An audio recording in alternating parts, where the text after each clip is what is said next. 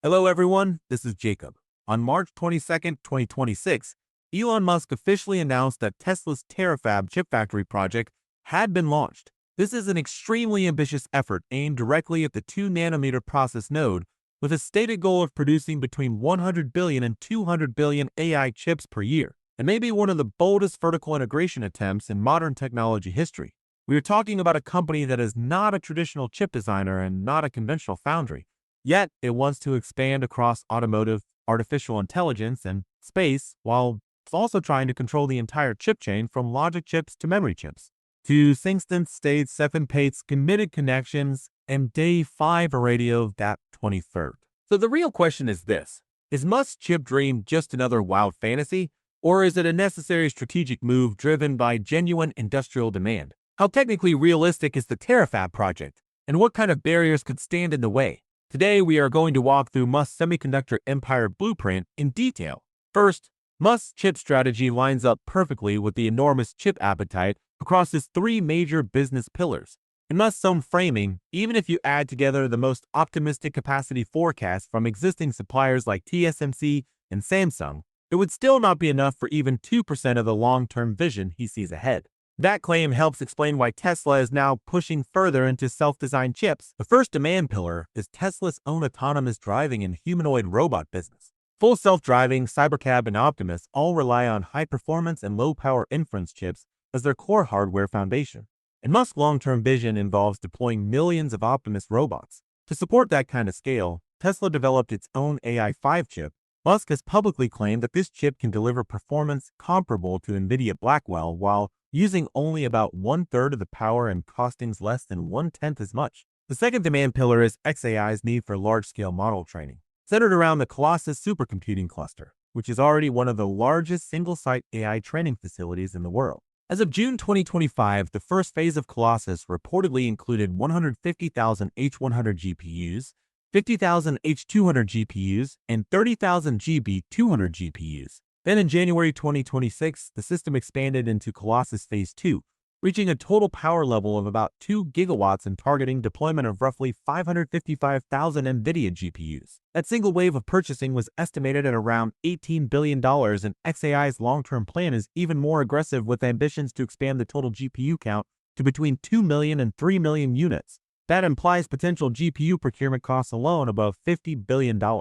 If TeraFab can successfully produce in-house training chips that reduce dependence on NVIDIA, it could dramatically lower xAI's operating costs. And that is a huge economic reason behind Musk's. The third demand pillar is SpaceX and its need for space-grade chips, centered around the Starlink satellite network. As the world's largest commercial satellite project, Starlink already serves more than 8 million users across over 50 countries. Its chip demand is different from AI chips in technical direction, but the scale is still enormous. STMicroelectronics has already shipped very large volumes of radio frequency antenna chips to SpaceX, with daily deliveries reportedly exceeding 5 million units. The latest generation of Starlink satellites also uses AMD Versal AI Core adaptive systems on chip. These chips are designed to survive radiation in space, which means they must handle alpha particles, beta particles, gamma radiation, total ionizing dose exposure, and single event effects in a way that ordinary terrestrial chips do not. To keep costs down, SpaceX has not relied on the most expensive process-level radiation hardening approach. Instead, has favored design-based radiation hardening using triple modular redundancy and software voting logic to defend against single-event upsets. Combined with Starlink's network-level redundancy, even if one satellite fails, the wider system can keep operating. It is this combination of massive volume and highly specialized chip demand that gives Tesla a clear reason to build a long-term internal chip roadmap. The company reportedly wants to move through chip generations on a cycle of roughly every 9 months, from AI4 to AI7. Let us start with the AI4 chip, also known as Hardware 4, which is already in and serving as the current core chip for Tesla's in-vehicle full self-driving inference. AI4 is built on a 7 nanometer process and manufactured by Samsung. It is already shipping at scale and remains Tesla's main chip foundation for autonomous driving today. Next comes the AI5 chip, which has reportedly completed design and is expected to use either a 3 nanometer or 2 nanometer process, with manufacturing split between TSMC and Samsung.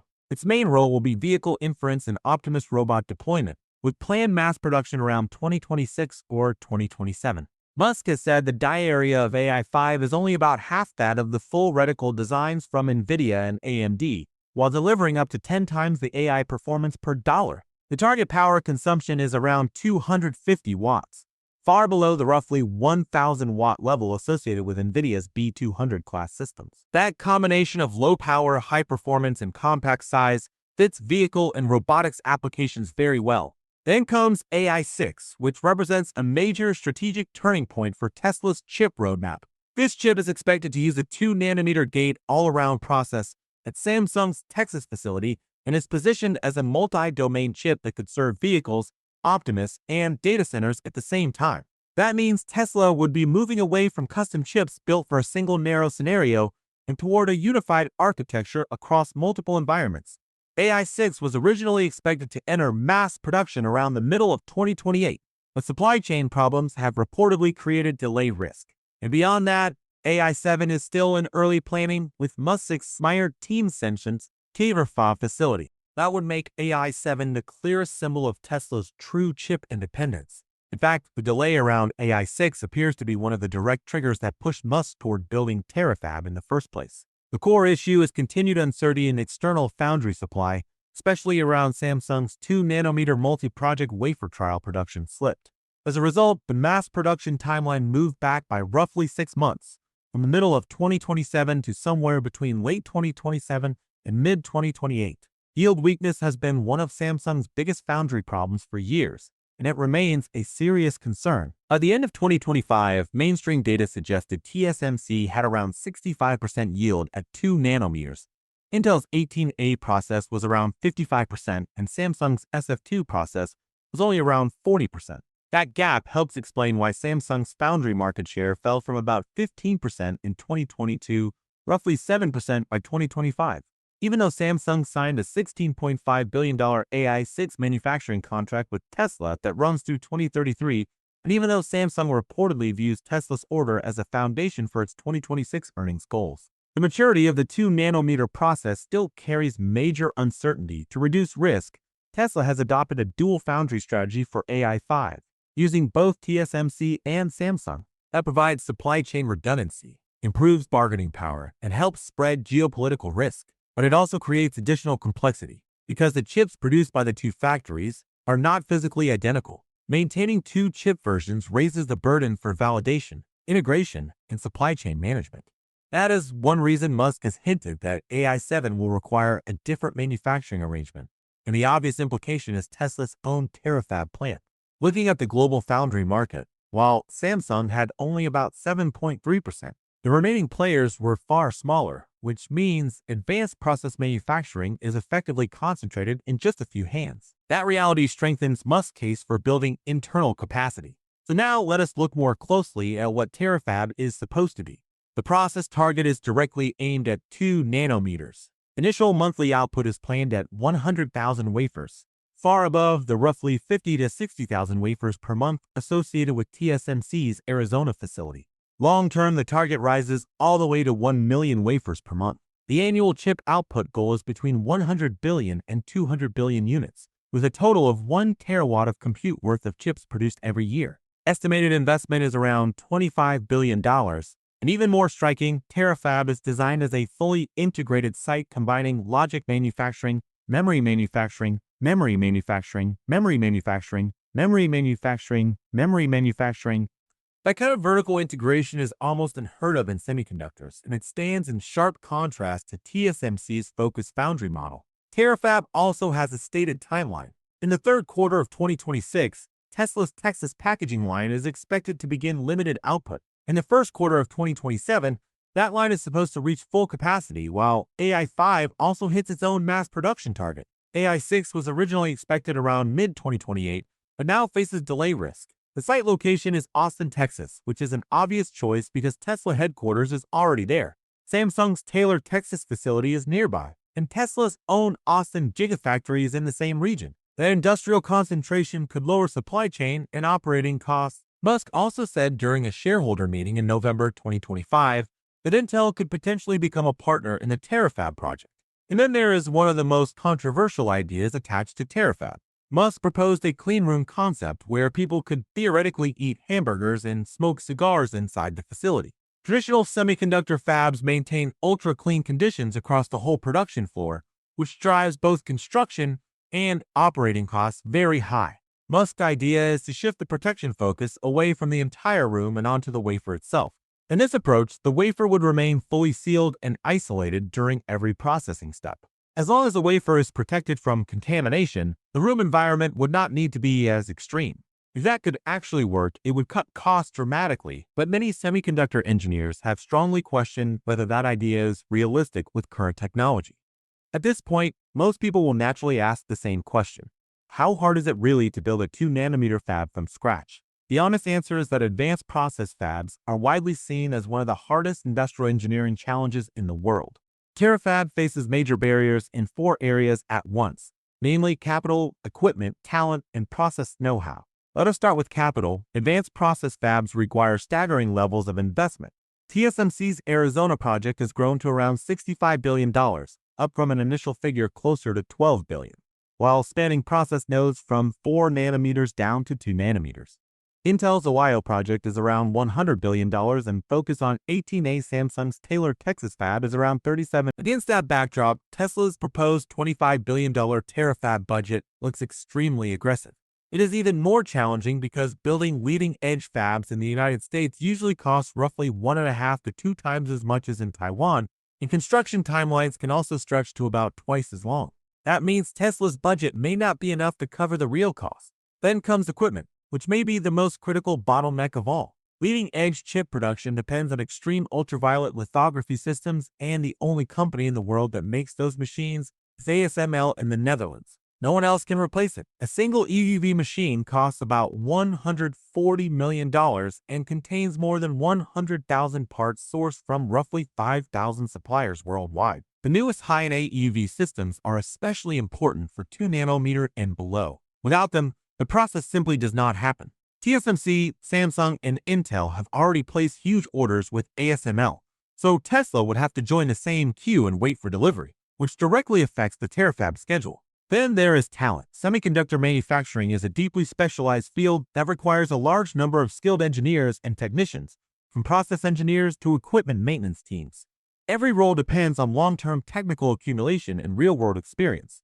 The United States is already facing a major semiconductor labor shortage. Industry forecasts suggest that by 2030, the American semiconductor sector could face a shortage of around 67,000 skilled workers. Even TSMC struggled to find enough qualified workers for its Arizona site and had to. Tesla, as a new entrant in semiconductor manufacturing, clearly does not have the same training and hiring advantages that TSMC or Intel has built over decades.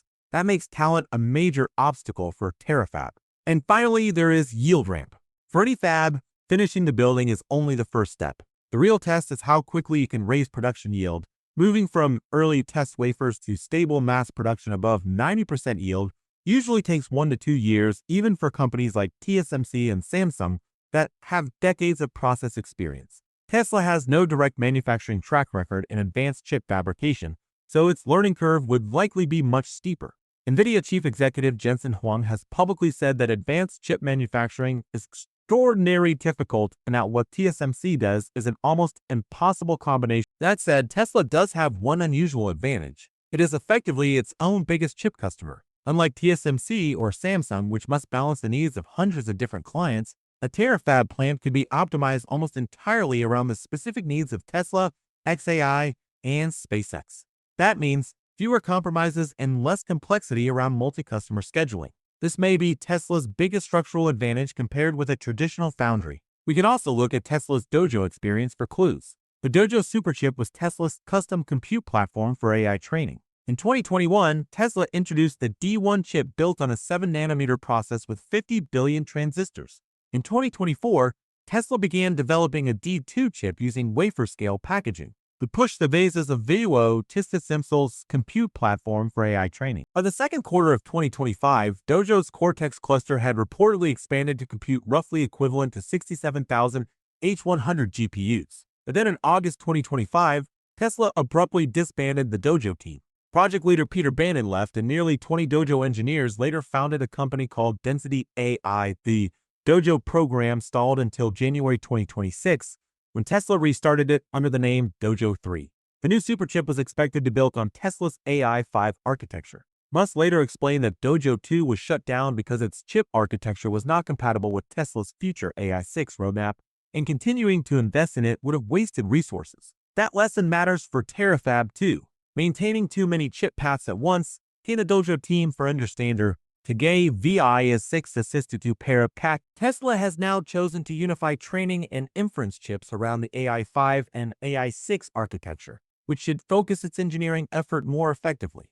So the bottom line is this. TeraFab appears to be theoretically possible from a technical perspective, but the challenge level is extreme. From a business perspective, the strategic logic is strong, but the return cycle would be very long. Musk's timeline for TeraFab looks far too aggressive compared with the real pace of every major advanced fab project in history. And the $25 billion budget is likely a serious underestimate. A more realistic cost range may be somewhere between $40 billion and $60 billion, with a construction timeline of 5 to 7 years, much longer than Musk's public plans suggest. The most likely path forward is probably a hybrid model. First, Tesla focuses on advanced packaging in Texas during 2026 and 2027 to build practical manufacturing know-how.